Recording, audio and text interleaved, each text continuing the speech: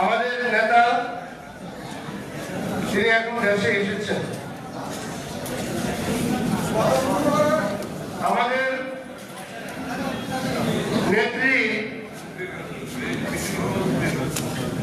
আপনার তখনই শান্তি পাবে যখন আমরা জাতীয়তাবাদী শক্তি, ইসলামী মূল্যবোধের শক্তিকে জয়যুক্ত করে তার প্রকল্প অনুকরণ করে আমাদের নেতা তারেক রহমান তার প্রকল্প অনুকরণ করে দেশ পরিচালনা করলে সত্যিকার অর্থে ওরা আপনার শান্তি পাবে। আমরা আমাদের বিশেষ অতিথি প্রধানমন্ত্রীর বক্তব্য শুনব। আপনারা অত্যন্ত কষ্ট করে এসেছেন, এই জন্য যে পরিষদের পক্ষ থেকে আপনাদেরকে ধন্যবাদ জানিয়ে আমি আমার বক্তব্য শেষ করছি। আসসালামু আলাইকুম ওয়া রাহমাতুল্লাহি ওয়া বারাকাতুহু।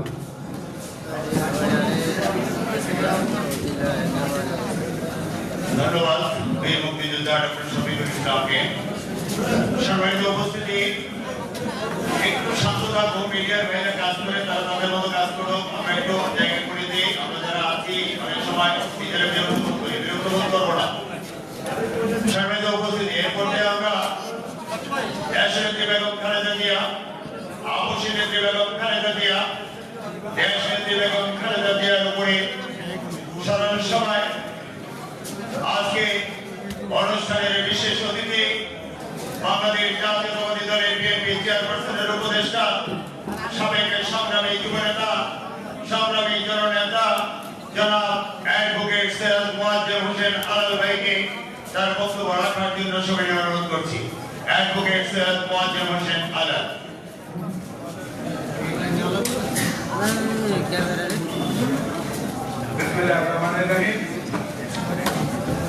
সম্মানিত সভাপতি, বিশিষ্ট শিক্ষাবিদ, আজকের অনুষ্ঠানে শ্রদ্ধাভাজন প্রধান অতিথি,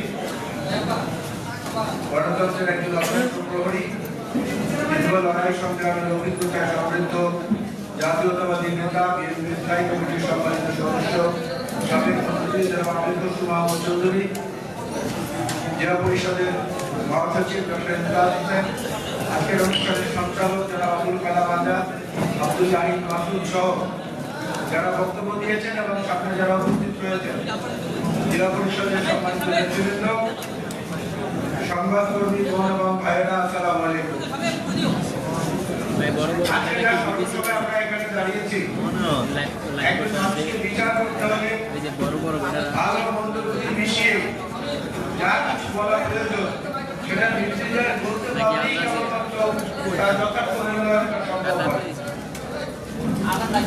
আপনারা জানেন বিশ্বখ্যাত দার্শনিক চিন্তকের এরিস্টটলের একটি বক্তব্য আছে, if you want to avoid criticism then say nothing, do nothing, be nothing. এটা আসলে একটা নির্জীব মানুষ যার কোনো প্রতিক্রিয়া থাকবে না। নির্জীব মানুষদেরকে সমাজ গঠন হয় না, সমাজ গঠন হয় যারা কথা বলেন, যারা কাজ করেন, সকল সমালোচনার মধ্যে উঠেও নিজের গন্তব্যটাকে ঠিক রাখার চেষ্টা করেন, সেটাই হচ্ছে প্রকৃত অর্থে মানুষ। এবং মানুষের মধ্যে আবার যত স্তর আছে, যত বিন্যাস আছে, বিন্যাসের মধ্য দিয়ে নিজেকে নিশ্চিত প্রমাণ করতে পারেন তিনি কালজয়ী হন, তিনি চিরকাল মানুষের স্মরণের মধ্যে থাকেন। দেশনেত্রী বেগম খালেদা জিয়া হচ্ছেন সেই রকম একজন মানুষ। ওনার প্রধানমন্ত্রীত্ব, ওনার শাসনকাল, ওনার ব্যক্তি জীবন, ওনার শালীন ব্যবহার, ওনার বাক্য, ওনার সকল সমালোচনা এবং সকল রকমের আক্রমণের মুখে কঠোর ধৈর্য, সহিষ্ণুতা, এগুলো ছিল ওনার জীবনের বৈশিষ্ট্য। রাজনীতির কথা যদি আমরা আলাপ করি, রাজনীতিতে দেশনেত্রী বেগম খালেদা জিয়া শুরু হয়েছে কিন্তু এরশাদ সাহেবের আমলে না, কিংবা জিয়াউর রহমানের শাহাদাত বরণের আগে বলে না, আরো অনেক আগে। রাজনীতি যদি নীতির রাজা হয়ে থাকে তাহলে বাংলাদেশের ইতিহাসে সবচেয়ে নীতির রাজার সবচেয়ে বড় ঐতিহাসিক সম্মানিত দলিল হচ্ছে 1971-এর বাংলাদেশের মুক্তিযুদ্ধ। সেই মুক্তিযুদ্ধকাল চলাকালীন সময়ে দুটি শিশু বাচ্চাকে নিয়ে বেগম খালেদা জিয়ার যে নিরন্তর লড়াই সংগ্রাম, বাংলাদেশের এক জায়গা থেকে আরেক জায়গায় চলে যাওয়া, আরেক জায়গা থেকে আরেক জায়গায় চলে যাওয়া, সেনাবাহিনীর সদস্য সহ ইপিআর যারা যখন তার কাছে এসেছেন সবাইকে প্রেরণা দিয়ে মুক্তিযুদ্ধে পাঠিয়েছেন এবং নিজের স্বামীর নাম ঠিকানা কোথায় কি অবস্থায় আছে সেভাবে দিয়ে দিয়েছেন। তো প্রকৃত রাজনীতিটা বেগম খালেদা জিয়া শুরু করেছিলেন 1971 সালের মুক্তিযুদ্ধ চলাকালীন।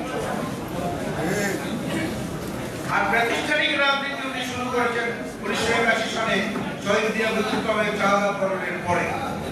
সুতরাং একটা হচ্ছে দীর্ঘাত রাজনীতি, আরেকটা হচ্ছে প্রাতিষ্ঠানিক রাজনীতি।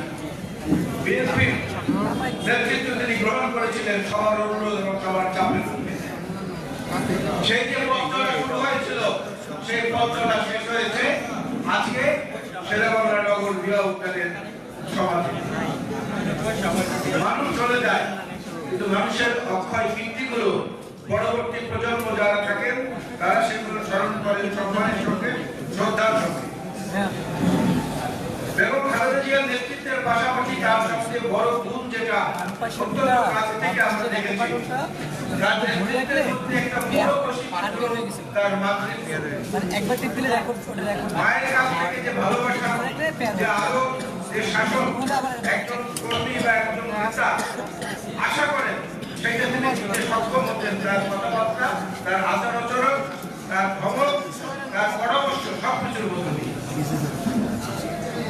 এমনটা আমরা দেখেছি উনি হয়তো রাগ করে কোনো কথা বলেছেন, তখন আমি দ্বিতীয়বারের মতো পার্লামেন্টের এমপি রাগ করে একদিন একটা কথা বলেছেন জাতীয় সংসদে পড়ছেন এবং তারপর দুদিন আমি 5 নম্বর লবিতে যাই নাই যেখানে সংসদ নেতা বসেন, প্রধানমন্ত্রী বসেন। অধিবেশন চলাকালীন তৃতীয় দিন তিনি তার ব্যক্তিগত স্টাফ পাঠিয়ে আমাকে ডেকে দিলেন, ডেকে নিয়ে কাছে দিয়ে বললেন, কি হয়েছে, আমি কি শাসন করার অধিকার থাকি না? আমি কি একটা পরামর্শ দিতে পারি না? অনেক বড় হয়ে গেছে নাকি? এই যে জিনিসটা, এই জিনিসটার মধ্যে করার সমন্বয় এখানে অনেক কিছু দল দিয়েছেন, অনেক কিছু আপনি করেছেন, আবার আদরও করেছেন। 2-3 দিন আগে একটি খবর দিতে আমার পারিবারিক জীবনে আমার সন্তানের একটি দুর্ঘটনা ঘটেছিল।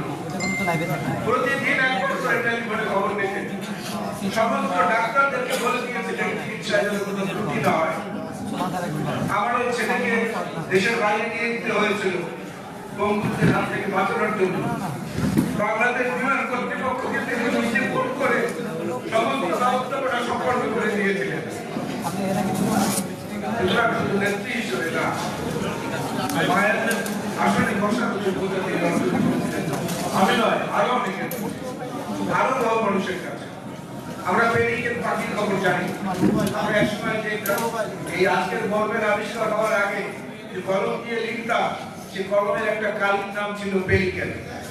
মনে করে দেখেন একটু বয়স্ক যারা, এই পেলিকেন হচ্ছে এমন একটি পাখি, যেই পাখিটি যখন খাদ্যাভাব দেখা দেয় তখন তার লম্বা ঠোঁট দিয়ে নিজের বুক চিরে সেখান থেকে রক্ত বের হয়, যেটা সেই রক্ত দিয়ে ওই বাচ্চাদেরকে খাইয়ে তারপরে বাঁচায়। দেশে বেগম খালেদা ছিলেন ওই পেলিকেন পাখি, তিনি নিজের বুকটাকে চিরে রক্ত বের করে এই দেশের মানুষকে গণতন্ত্রের উপাদান যোগান দিয়েছেন, এই দেশের মানুষকে সার্বভৌমত্বের উপাদান যোগান দিয়েছেন, এই দেশের মানুষকে বুঝতে শিখিয়েছেন যে বিদেশের বাইরে আমাদের বন্ধু আছে, কোনো প্রভু নাই। আমরা আমাদের নিজেদের কৃষ্টি, আমাদের কালচার, আমাদের সামাজিকতা, আমাদের রাজনীতি, আমাদের গণতন্ত্রের স্টাইল নিয়ে আমরা চলব। বাংলাদেশের স্বাধীনতা যুদ্ধের অমূল্য সম্পদ সেটাকে ধারণ করে রাখার জন্য যারা মুক্তিযুদ্ধ বলতে বলতে এক সময় অজ্ঞান হয়ে যেত, সেই পালিয়ে যাওয়া ব্রিটিশ সরকার, তারা যেটা করেননি সেটা বেগম খালেদা জিয়া করেছেন। উনি প্রথম বাংলাদেশের মুক্তিযুদ্ধ বিষয়ক মন্ত্রণালয় করেছিলেন। বেগম খালেদা জিয়া প্রথম বাংলাদেশের অর্থনীতির যতটুকু ভিত্তি আজকে সুদৃঢ় হয়েছে বেগম খালেদা জিয়ার আমলে শফিকুর রহমান সাহেবের মাধ্যমে জাতীয় সংসদে ভ্যাট সংযোজিত হয়েছিল, যে ভ্যাট বাংলাদেশের অর্থনীতিকে জীবনী শক্তি দিয়েছে। বেগম খালেদা জিয়া প্রথম আজকের যে রেমিটেন্স প্রতিদিন এই সরকার প্রচার করছে রেমিটেন্স কত এসেছে এই রেমিটেন্স যোদ্ধাদের কল্যাণের জন্য প্রবাসী বিষয়ক প্রবাসী কল্যাণ মন্ত্রণালয় প্রতিষ্ঠিত করেছিলেন দেশনেত্রী বেগম খালেদা জিয়া। নারী শিক্ষার কথা এখানে একজন বক্তা বলে গেছে। এইভাবে সমাজের সর্বস্তরে যখন যেখানে যেটা প্রয়োজন সেটার দিকে তিনি কেবল পরামর্শ দিতে পারলেই সেটা গ্রহণ করেছেন এবং সেটা প্রয়োগও করেছেন বিভিন্ন জায়গায়। আমরা তার জীবনী বিশ্লেষণ করতে গেলে অনেক সময় লাগবে, কিন্তু একটা জিনিস খুব সুন্দরভাবে আল্লাহ তাআলা তাকে পূরণ করে দিয়ে গেছেন তার জীবন দশায়। নিজের স্বামী, নিজের সন্তান সব কিছু থেকে দূরে রাখলেও তার একটা আবেদন কিন্তু আল্লাহ তাআলা গ্রহণ করেছেন। খেয়াল করে দেখেন, উনি সবসময় বলতেন দেশের বাইরে আমার কোনো ঠিকানা নেই, এই মাটি আমার একমাত্র ঠিকানা। আল্লাহ রাব্বুল আলামিন সেই প্রার্থনা গ্রহণ করেছেন। তার প্রমাণ আমাদের সামনে আছে। আমরা সবাই জানি কাতারের আমির সাহেব এয়ার অ্যাম্বুলেন্স পাঠিয়েছিলেন, অবস্থা করে দিয়েছিলেন। এয়ার অ্যাম্বুলেন্স আসার প্রয়োজন হয় নাই, ওনাকেও বিদেশে যেতে হয় না। তারপরে জার্মানি থেকে এয়ার অ্যাম্বুলেন্স ব্যবস্থা করা হয়েছিল, সেই এয়ার অ্যাম্বুলেন্স আসার প্রয়োজন হয় নাই। একটু যদি চিন্তা করি, এমনও তো হতে পারত যে ওই এয়ার অ্যাম্বুলেন্স উনি বিদেশে চলে গেছেন এবং সেইখানে তিনি শেষ চেষ্টা ত্যাগ করেছেন, তাকে তো হয় নাই। সব কিছু চলে গেছে, রয়ে গেছে সেই কথাটা, তার শেষ বিশ্বাসের সঙ্গে সেই কথাটি সংযুক্ত হয়ে গেছে যে এই মাটি আমার একমাত্র ঠিকানা, দেশের বাইরে আমার কোনো ঠিকানা নাই। এই জন্য ঠিকানাটা এখানেই রয়েছে, চিকিৎসাটাও এখানেই রয়েছে, সর্বশেষ চিকিৎসা।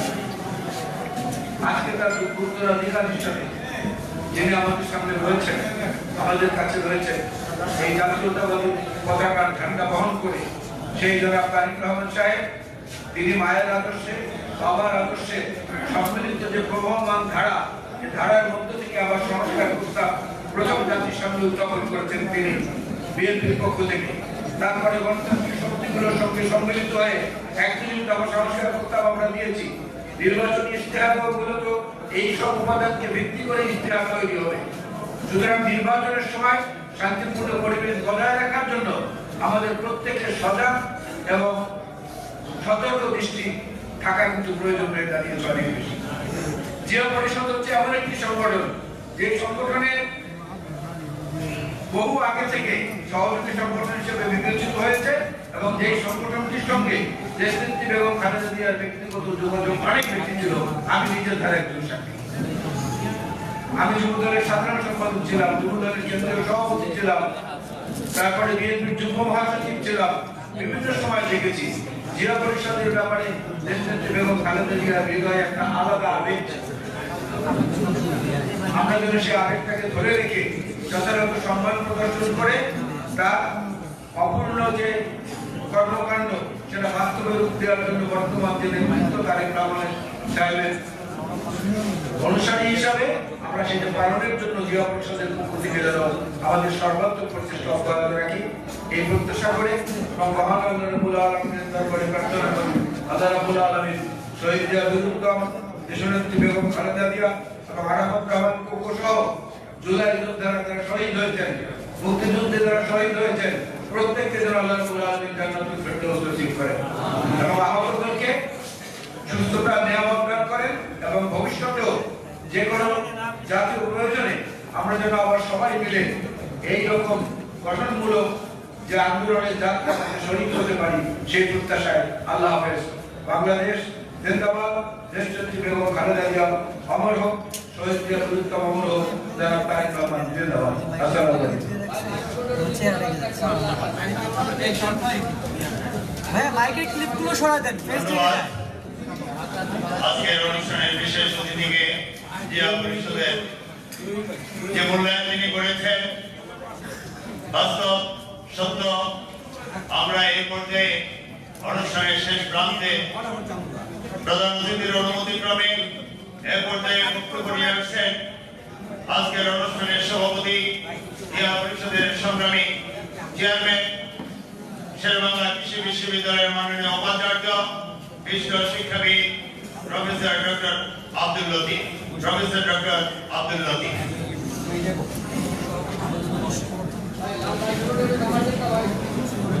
বিসমিল্লাহিররহমানিররহিম। ক্রীড়া পরিষদ কর্তৃক আয়োজিত বাংলাদেশের সাবেক তিনবারের প্রধানমন্ত্রী বুঝতে হবে বেগম খালেদা জিয়ার স্মরণে শোক সভা এবং দোয়া মাহফিলের আজকের এই অনুষ্ঠানে আমাদের সম্মানিত প্রধান অতিথি জনাব আমির খসরু মাহমুদ চৌধুরী, যিনি প্রাক্তন বাংলাদেশ সরকারের প্রাক্তন মন্ত্রী ছিলেন, উপস্থিত জনাব অ্যাডভোকেট সৈয়দ মোয়াজ্জেম হোসেন আলম এবং অন্যান্য বিশিষ্ট অতিথিবৃন্দ, অন্যান্য অতিথিবৃন্দ, আমার সামনে উপস্থিত ক্রীড়া পরিষদের বিভিন্ন পর্যায়ে বিভিন্ন প্রতিষ্ঠান থেকে আগত নেতৃবৃন্দ, সদস্যবৃন্দ এবং প্রিয় সাংবাদিক ভাই বোনেরা, আসসালামু আলাইকুম ওয়া রাহমাতুল্লাহি ওয়া বারাকাতুহু। আমরা আসলে আজকে এমন একজন নেত্রীর স্মরণে আলোচনা শুরু করেছি যে নেত্রী বাংলাদেশের মানুষের হৃদয়ে ছিলেন। সেটা দেখতে পাই যে বিগত দিনে ওনার জন্য যত মানুষ দোয়া করেছেন বিভিন্ন প্রতিষ্ঠান বাংলাদেশে গ্রাম গ্রাম অঞ্চলে, শুধু বাংলাদেশে না বিশ্বের প্রতিটা জায়গা থেকে ওনার জন্য যে পরিমাণ দোয়া করেছেন, আমার মনে হয় আর কোনো নেতা নেতৃত্ব নয় এমন দোয়া মানুষ করে। আরেকটা বিষয় আমরা দেখেছি যে ওনার জানাজার জন্য যে পরিমাণ মানুষ এসেছিলেন ওনাকে ভালোবেসে ওনার প্রতি শ্রদ্ধা জানাতে, এইরকম মানুষ মনে হয় পৃথিবীতে কখনো একসঙ্গে জড়ো হয়নি কারো এই সময় কারো জানাতে অংশগ্রহণ করে। আরো দেখেছি যে বিগত কয়েকদিন যাবৎ শেরেবাংলা নগর বাংলাদেশ জাতীয় সংসদ ভবনের উত্তরে যে ওনাকে যেখানে সমাধিস্থ করা হয়েছে, প্রতিদিন মানুষের অগণিত মানুষের ভিড়, মানুষ আসছে তাদের প্রিয় নেত্রীকে শ্রদ্ধা জানাতে, সম্মান জানাতে। কারণ কি? কারণ ছিলেন উনি বাংলাদেশের জাতীয় ঐক্যের প্রতীক, বাংলাদেশের গণতন্ত্রের জন্য আজীবন সংগ্রামকারী। ওনার জীবন সম্পর্কে আলোচনা করে গেছেন অনেকেই চমৎকার ভাবে। উনি বাংলাদেশের মানুষকে কতভাবে ভালোবাসতেন, উনি কত মমতা ওই মায়ের মতো স্নেহ করতেন, মানুষকে গণতান্ত্রিক সংগ্রামের জন্য উনি লড়াই করে গেছেন। উনি বারবার বলেছেন যে আমার বাংলাদেশে ছাড়া অন্য কোথাও স্থান নাই, অন্য কোনো ঠিকানা নেই। আমরা বাস্তবে কিন্তু আমরা তাই দেখেছি। উনি বাংলাদেশের জাতীয় সংসদ ভবনের উত্তর পাশে ওনাকে সমাধিস্থ করা হয়েছে, ওইটাই ওনার ঠিকানা। মহান আল্লাহ সুবহানাহু ওয়া তাআলা ওনাকে জান্নাত নসিব করুন। আমিন। প্রিয় উপস্থিতি, আমরা সবাই শোকাহত, মর্মাহত, দুঃখিত এবং ব্যথিত। আমাদের শোক প্রকাশের ভাষাও নেই। ওনার অনুপস্থিতি আমাদের মাঝে হয়ে গেছে শোকের আধার। উনি আমাদের মাঝে নেই, কিন্তু ওনার যে আদর্শ, ওনার যে দেশপ্রেম, ওনার যে জাতীয়, ওনার যে ভালোবাসা, বাংলাদেশের প্রতি ওনার যে মমতাবোধ, সবকিছু আছে। আমরা এই শোককে শক্তিতে পরিণত, আমরা এই শোককে তখনই শক্তিতে পরিণত করতে পারবো, ওনার আদর্শগুলা তখনই বাস্তবায়ন করতে পারবো যদি আমরা আগামী জাতীয় নির্বাচনে সবাই ঐক্যবদ্ধভাবে কাজ করে বাংলাদেশ জাতীয়তাবাদী দলকে জয়ী করে যদি আমরা তারেক রহমানের নেতৃত্বে যদি ক্ষমতায় আনতে পারি, তবেই ওনার আদর্শ বাস্তবায়ন করতে পারবে। আসুন আমরা আগামীতে আমরা সবাই আমরা গণতন্ত্রের জন্য না, আমরা জাতীয়তাবাদী দলকে শক্তিশালী, আমরা বাংলাদেশের মানুষের অধিকারকে প্রতিষ্ঠা করি, আমরা বাংলাদেশের মানুষের গণতান্ত্রিক অধিকার প্রতিষ্ঠা করি। আমরা সবাই মিলে আমাদের নির্বাচনের মার্কা একটাই, সেটা হলো ধানের শীষ।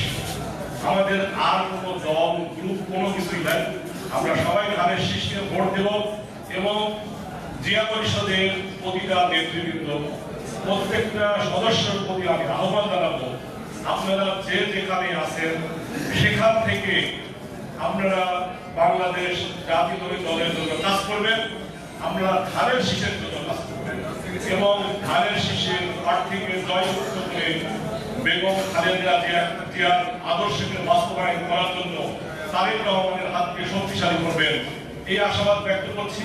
এবং আজকে যারা কষ্ট করে এসেছেন আপনাদের সবাইকে ধন্যবাদ ও কৃতজ্ঞতা জানাই। বিশেষ করে আমাদের যিনি প্রধান অতিথি জনাব আমির খসরু মাহমুদ চৌধুরী, উনি নির্বাচনের জন্য অনেক পরিশ্রম করছেন বা অনেক শত ব্যস্ততার মধ্যে এসে আমাদের ক্রিয়া পরিষদকে একত্র করেছেন, এই জন্য ওনাকে আন্তরিক ধন্যবাদ ও কৃতজ্ঞতা জানাই। ধন্যবাদ জানাই আমাদের অন্যতম একজন নেতা জনাব অ্যাডভোকেট মোহাম্মদ হোসেন আলম ভাই। উনি আমাদের জিয়া পরিষদের প্রতিটা প্রোগ্রামে আসেন, জিয়া পরিষদকে ধারণ করেন। এই জন্য আমরা জিয়া পরিষদের পক্ষ থেকে ওনাকে ধন্যবাদ এবং কৃতজ্ঞতা জানাই। ধন্যবাদ এবং কৃতজ্ঞতা জানাই আমাদের যারা মিডিয়া ভাই বোন এসেছেন তাদের সবাইকে, যে আপনারা জিয়া পরিষদকে ভালোবেসেন, জিয়া পরিষদের প্রোগ্রামে এসেছেন, এই জন্য আপনাদেরকে ধন্যবাদ।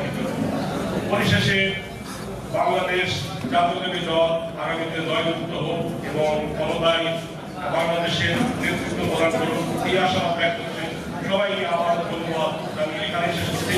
আল্লাহ হাফেজ। বাংলাদেশ জিন্দাবাদ। জনাব তারেক রহমান জিন্দাবাদ। বেগম খালেদা জিয়া অমর হোক। শহীদ প্রেসিডেন্ট জিয়াউর রহমান অমর হোক। ধন্যবাদ।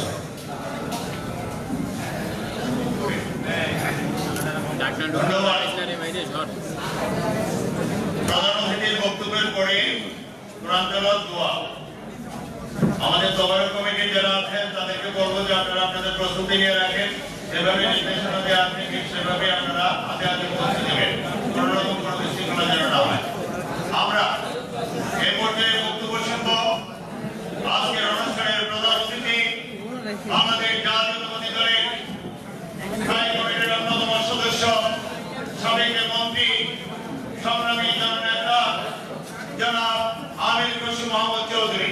জননেতা জনাব আমির খসরু মাহমুদ চৌধুরী। এই ভাইয়া তো উঁচা করে যাবে না ভাইয়া। ভাই এত উঁচা করে যাবে না। আরে ছবি নিয়ে যাইবো আমি আপনাকে তো না লাগাত জানি। ভাই একটু ডাউন করে দেন। আপনি ডাউন করেন, আপনি করেন। ওটা তো সরে যাবে, আপনি ডাউন করেন। প্রেস ক্লাবের মেম্বার ছবি নিয়ে যাবো। ভাইয়া বসে যান।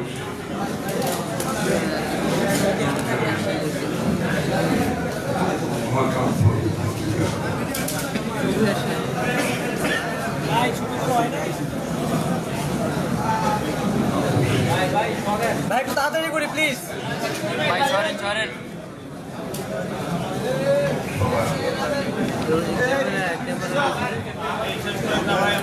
ভাই চেয়ারে উঠেন না। চেয়ারটা ভাই সরে দেন। ভাই ভাই হইছে ভাই। ভাই হইছে তো ভাই।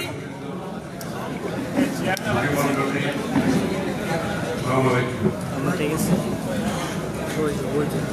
ক্যামেরা তো আসলে শেষ মেজাজটা লাগে না করো। ধন্যবাদ জানাচ্ছি। এই মোবাইল ডাউন করো। ঠিক আছে ভাই, ঠিক আছে। জিয়া পরিষদ আমন্ত্রণ জানান, আমি না আসতে পারি না। যতই ব্যস্ত থাকি আমার মনে হয় আমার একটা জীবনের একটা অংশ হয়ে গেছে জিয়া পরিষদের। কেন জানি আমি চলে আসতে পারি। আজকে একটা বিশেষ দিক আমি লক্ষ্য করেছি। এই সভাটা শুরু হয়েছে 11টার সময়, এখন বাজে 12টা। এত কম সময়ে বাংলাদেশে আমি কোন সভা সমাপ্তি, এটা একটা বিশাল দিক। আসলে প্রত্যেকটি সভা 1 ঘন্টা সভা ঘন্টার বেশি হওয়া উচিত, কোথাও হয় না। এই নিয়ে আপনারা একটা দৃষ্টান্ত স্থাপন করেছেন, এটা রাখবেন, আগামী দিনে এটা রাখবেন। 1 ঘন্টা সভাকালের উপরে কোনো সভা হওয়া উচিত নয়। যারা অতিথি আছে তাদের সময় নষ্ট, আপনারা যারা এখানে উপস্থিত হয়েছেন আপনাদের সময় নষ্ট। আর একটা দুটো যেটা বলা যাবে না সেটা 5 ঘন্টায় বলা যাবে। যদি আমি একটা ঘন্টায় বলতে না পারি 5 ঘন্টায় বলতে পারবো। সুতরাং এই যে পরিবর্তিত বাংলাদেশ, আমাদের দেশনেত্রী বেগম খালেদা জিয়া এই উপহার দিয়ে গেছেন আমাদেরকে।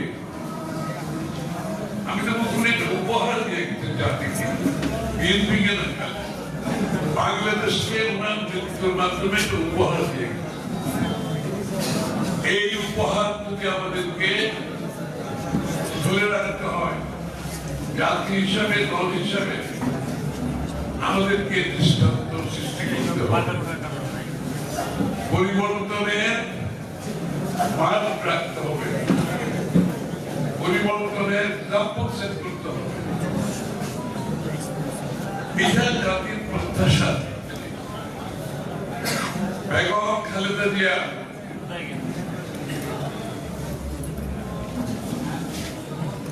যে ত্যাগ স্বীকার করেছে, যে সাহসী ভূমিকা রেখেছে, দেশপ্রেমী, স্বাধীনতা, সার্বভৌমত্বের, আধিপত্যবাদের বিরুদ্ধে গর্বিত জাতি হিসেবে নিজের দেশকে বেছে নিয়েছেন, নিজের মাটিকে বেছে নিয়েছেন। এর বাইরে এই দেশের ভালো মন্দের সাথে উনি মিশে গেছেন, মানুষের সাথে। উনি কিন্তু ক্ষমতায়, ওনার রাজনৈতিক জীবনের ক্ষমতায় ছিলেন মাত্র 4/1%। আরো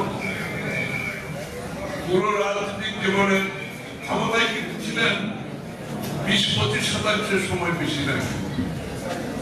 ওনার পুরো জীবনের বাকি সময়টুকু, বৃহৎ সময়টুকু, অধিকাংশ সময় উনি আন্দোলন সংগ্রামে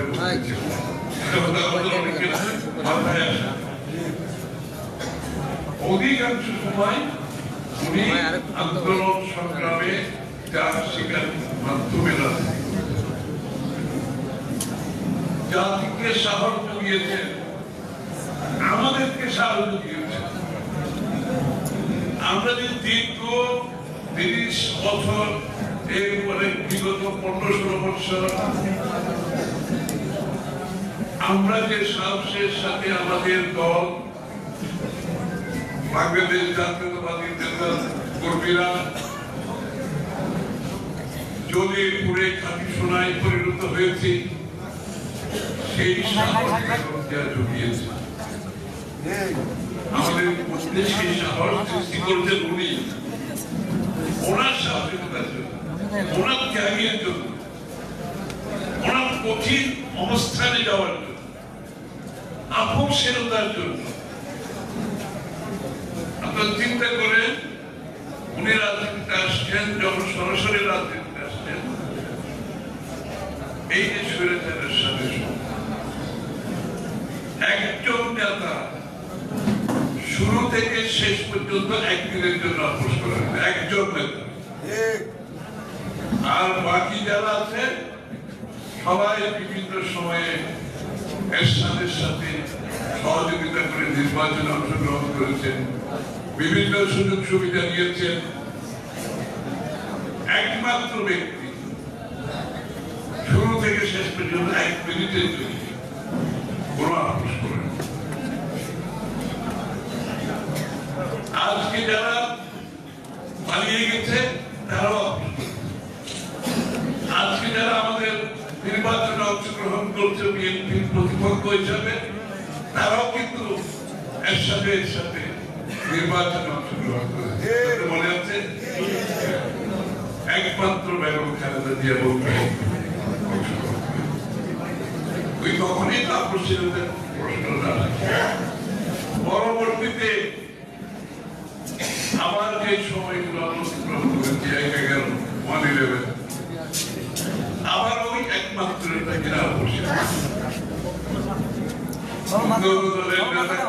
বিভিন্ন ভাবে আপোষ করেছে,